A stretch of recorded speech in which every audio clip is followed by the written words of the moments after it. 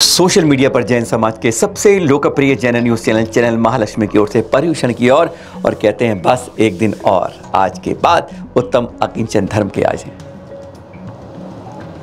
आप सभी को सादर जैन के साथ तपस्या की पराकाष्ठा के बाद, कुछ छोड़ने के त्याग के बाद आता है कि अब मेरे पास बचा क्या है।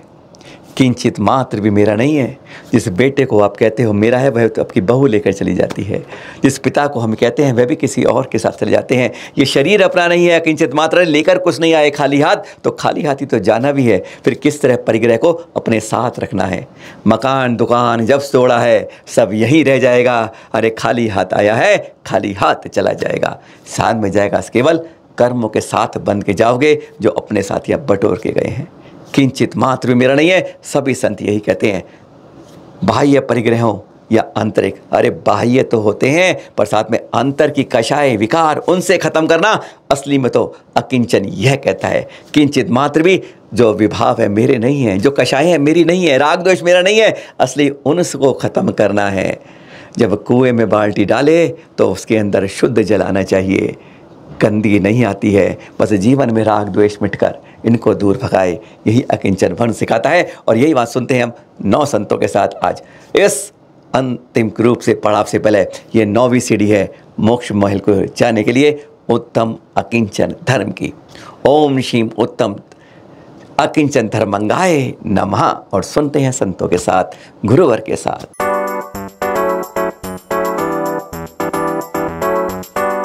अकिंचन शब्द की उत्पत्ति न किंचित अभी वर्तते यस्य, जिसके पास कुछ भी नहीं रहा है उसको अकिंचन्य बोलते हैं।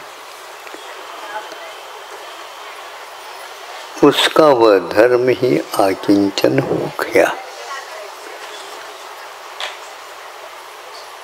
कोई एक गरीब है, भिक्षा मांग कर के खाता है, वह भी अकिंचन है, किंतु उसके पास इस निर्जरा तत्व के विषय में कोई भी लाभ नहीं है। दोनों एक से होते हुए भी एक के लिए धर्म का साधक और एक के लिए भिक्षुक मात्र या भिखारी जिसको बोलते हैं, सुनने में भी और बोलने में भी अच्छा नहीं लगता, किंतु इसको भिक्षु कह सकते हैं।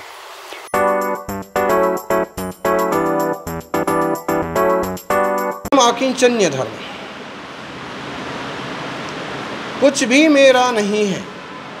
अकिंचनोहमित्यासौ त्रैलोक्याधिपतिर्भवेत्, योगी गम्यम तव प्रोक्तम रहस्यम परमात्मना। जब तक ये मेरा है, वो मेरा है, कुछ भी मेरा है, इस तरह की कल्पना करते रहते हैं, तब तक संसार की चीज़ें मिलती रहती हैं, संसार बढ़ता रहता है।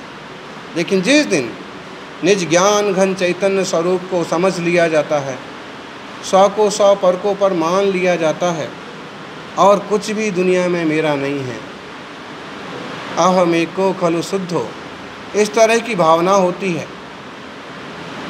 10 प्रकार का बहिरंग परिग्रह, क्षेत्र वास्तु हिरण स्वर्ण धन धान्य दासी दास को प्रभांड वगैरह, और अंतरंग 14 प्रकार का परिग्रह जीवन से सहज त्याग होता है तो उत्तम अकिंचन्य धर्म बन जाता है और अकिंचन्य परिपूर्णता की प्राप्ति में निमित्त बनता है।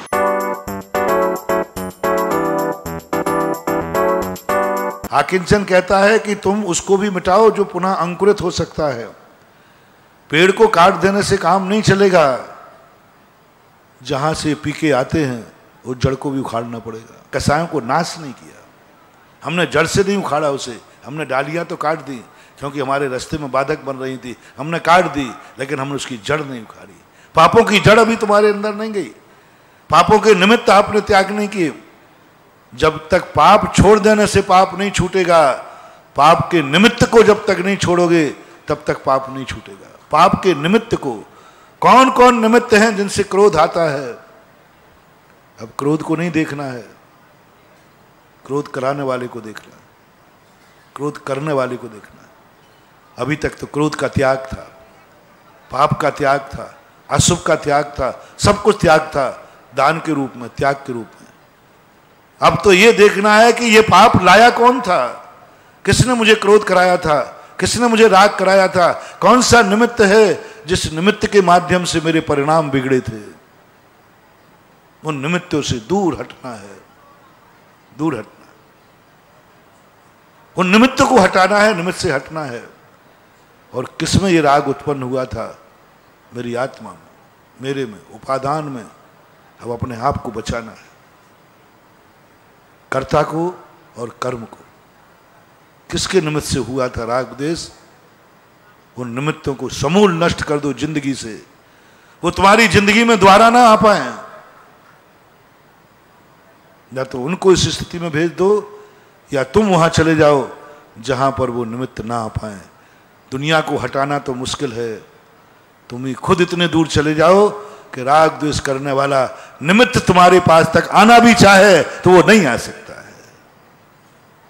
मुनि दशा वही दशा है, वैराग होता है। किसको हटाऊं? दुनिया से वैराग हो गया, दुनिया ने मुझे जान लिया, साधु ने मुझे राग का कारण ये सब लोग हैं, ये परिवार है, ये धन दौलत है, सब इनको हटाओ, सब हट जाओ यहां से, मुझे वैराग हो गया। तुम ही लोगों ने मेरी जिंदगी बर्बाद डाल कर दी है, मुझे तुमसे कोई मतलब नहीं। हटाओ इस मकान को, हटाओ इस धन दौलत को, हटाओ इस परिवार को। उत्तम आकिंचन धर्म कह रहे, कितनों को हटाओगे? कितनों को हटाओगे? पड़ोसी से भी राग द्वेष होता है, उसको हटाओगे तो नगर से भी राग द्वेष होता है। किस किस को हटाओगे? किसी को हटाने की अपेक्षा उत्तम आकिंचन धर्म कहता है इन सब से तुम दूर हट करके वनवास में चले जाओ जहां ये जा ही नहीं सके। और संकल्प कर लो, ये नहीं करेंगे कि ये मेरा बेटा नहीं है, तुम संकल्प करो कि तुम मेरी मां नहीं हो। जब तुम जो नियम लो, सारी बाधाओं को, किंचित मात्र भी बाधा नहीं रहे, कोई बाधा तुम्हारे अंदर अंकुरित ना हो पाए, ऐसा परिणाम करके आज परीक्षा का भी समय है। आज इतने कहकर विराम करता हूं।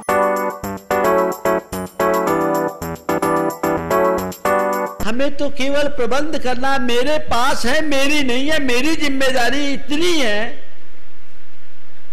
कि जिसने ला करके दिया है समय पर उसे वापस लौटाऊं। कोई जमा करना चाहे तो मैं जमा कर लूं, और कोई वापस लेना चाहे तो वापस कर लूं। मेरे को तो कुछ नहीं करना है, नाम और जमा कर लेना है, यही है ना। लाखों करोड़ों रुपए अपने हाथ से इधर से उधर करता है, उसको कोई परेशानी होती? हाँ, नहीं होती ना। अरे आज तो बैंक से विड्रॉल ज्यादा हुआ, आया नहीं, उसको कोई चिंता? किसी दिन खूब रुपया जमा हो गया तो अगर खुशी होगी तो केवल इसकी होगी कि बैंक का ट्रांजैक्शन अच्छा हुआ है, टर्नओवर अच्छा हुआ, हमने बिजनेस अच्छा दिया, हमें बोनस अच्छा मिलेगा या हमको इंक्रीमेंट मिलेगा, ये अपने पर्सनल हित की बात करेगा। लेकिन उन रुपयों से उसको कोई सरोकार नहीं, क्योंकि मेरा रुपया नहीं है। कोई रुपया निकालना है, भैया मत निकालिए, नहीं निकालिए, बैंक में घाटा हो जाएगा, नहीं। आपने दिया है, आप ले रहे हो, जमा करने वाले भी आप, निकालने वाले भी आप। मैं तो केवल कस्टोडियन हूं, उसको रंच मात्र दुख नहीं होता। मैं तुमसे केवल इतना कहता हूं, जिस दिन तुम्हें ये बात समझ में आ जाएगी कि ये धन मेरा नहीं है, उसी दिन तुम्हारे पास धन रहेगा, पर तुम्हारे मन में स्वामित्व का भाव नहीं होगा। तुम केवल उसके कस्टोडियन बन जाओगे। मेरे पास है, मेरा नहीं है। ये कर्म की धरोहर है। कर्म ने दिया है, कर्म लेगा तो क्या होगा? पाने में खुशी नहीं, खोने में गम नहीं। मेरा कुछ है ही नहीं, मेरे पास है, मेरे साथ है, मेरा नहीं है। ऐसी समझ अगर अंतरंग में एक बार आ गई तो जीवन का मजा ही कुछ और है। एक बात अपने हृदय में अंकित कर लो, न तेरा न मेरा जग चिड़िया रैन बसेरा। ये जीवन की सच्चाई है।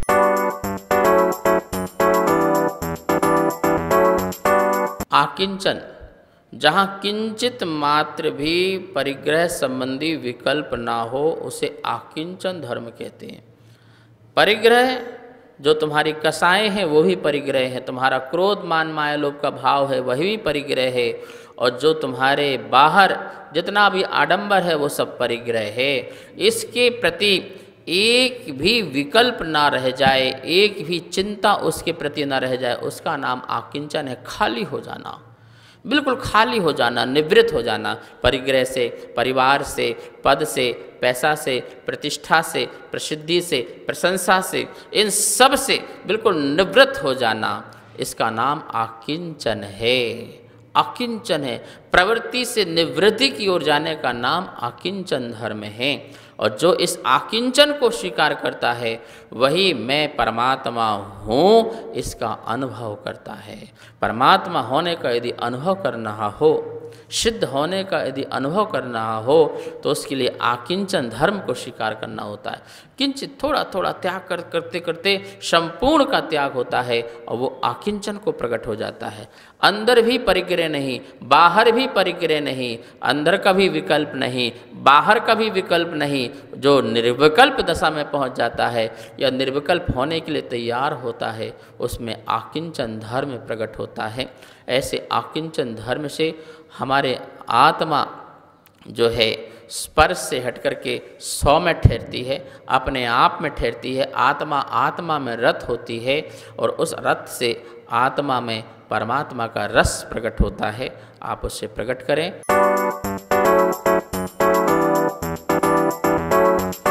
ना किंचन इति अकिंचन, ये बात हम सदियों से पढ़ते आ रहे हैं और उस पर अमल भी करते हैं। लेकिन कभी ये विचार करना कि बाहरी वस्तुओं का त्याग तो कर देते हैं, लेकिन जो अंतरंग में परिग्रह इकट्ठा कर रखा है, अर्थात अंतरंग में परिग्रह से मतलब है जो अंतरंग में भार है, बाहर का भार तो आप कम कर देते हो, उत्तम आकिंचन धर्म को मान लेते हो, लेकिन जो आपके अंतरंग में परिग्रह है अर्थात अंतरंग में जो राग देश चल रहा है उसको आप कब छोड़ोगे, और वही आप छोड़ दोगे तो वही आपका सच्चा आकिंचन धर्म होगा। तो इस बार आकिंचन में बाहर के साथ अंतरंग में भी त्याग करने का प्रयास।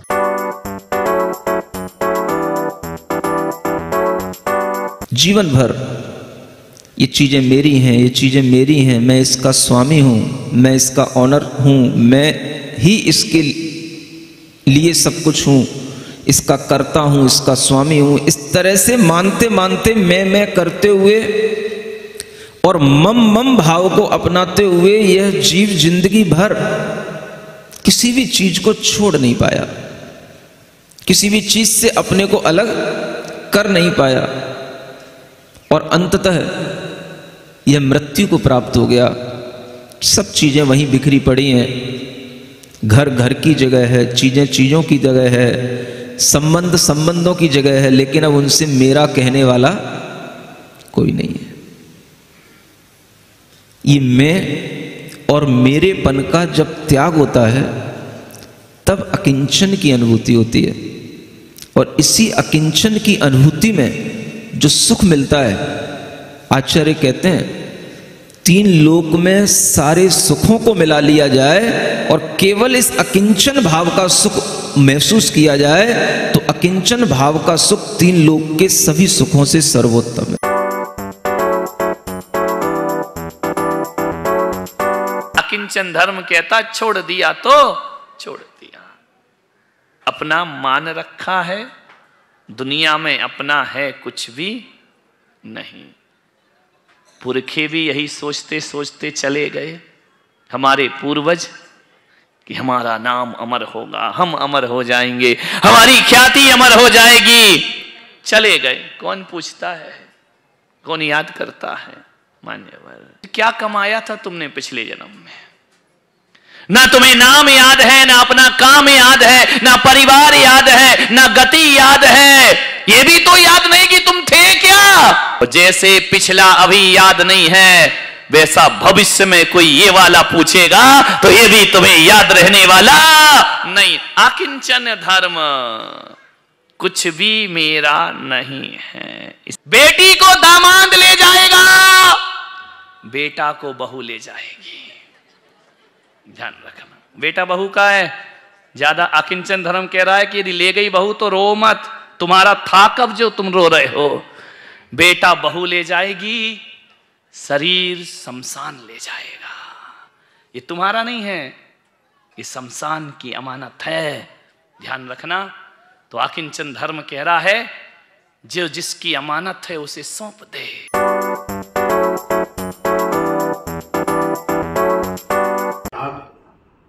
के बाद आकिंचन धर्म आता है। आकिंचन का अर्थ खाली हो जाना। आकिंचन का अर्थ होता है हाथ पर हाथ रख के बैठ जाना। ये सब जानते हैं, लेकिन आकिंचन के संबंध में एक छोटा सा आज उदाहरण देना चाहूंगा कि देखिए, एक मक्खी होती है। मक्खी जब उड़ान भरती है तो उसको उड़ाने में बाधा, उड़ान में तब बाधा आती है जब उसके पंख पर एक भी कण आकर के चिपक जाता है। इसलिए आपने देखा हो कि जब कभी भी मक्खी उड़ान भरती है तो पीछे की टांग से वह अपने वाइपर की तरह उस पंखों को साफ करती है, क्योंकि वह ये कण भी उसके उड़ने में बाधा पैदा करती है। इसलिए अब आपको सोचना है, जब एक मक्खी के पंख के ऊपर एक कण आ जाए धूल का, तो उड़ने में बाधा पैदा होती है, उसको परेशानी होती है। इसी प्रकार यदि किसी व्यक्ति के पास लाखों लाखों टन माल होगा, परिग्रह होगा, तो वह मोक्ष की उड़ान कैसे भर सकता है। इसलिए हमारे आचार्यों ने कहा कि ध्यान रखो, यदि तुम्हें मोक्ष की उड़ान भरना है तो आपको दिगंबर होना पड़ेगा। आपके लिए सारे वस्त्रों आदि का, परिग्रहों का त्याग करना पड़ेगा। जब तक तुम्हारे दिल में परिग्रह रहेगा, मूर्छा रहेगी, वस्तु रहेगी, तब तक तुम मोक्ष की उड़ान नहीं भर सकते हो। इसलिए आप जरूर इस उदाहरण को याद रखें। इसी प्रकार चींटी का भी उदाहरण आप याद रखें। जब चींटी बढ़ती है तो वो भी अपने पैरों को साफ करती है, तभी वह आगे बढ़ पाती है। आप भी इस परिग्रह को कम करें, मक्खी की से एक शिक्षा लें और इस आकिंचन धर्म को अपने जीवन में अपनाएं।